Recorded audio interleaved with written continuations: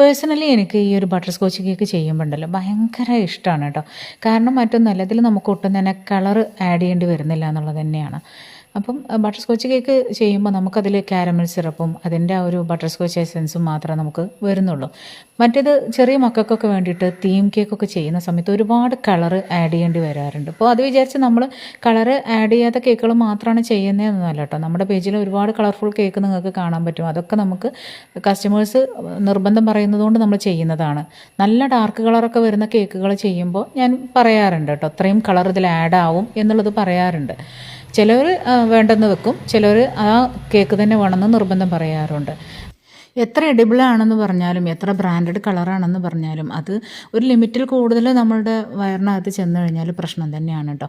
അപ്പോൾ കളർഫുള്ളായിട്ടുള്ള കേക്കൊക്കെ ഓർഡർ ചെയ്യുന്നവർ ആ കാര്യം കൂടെ ശ്രദ്ധിക്കുക.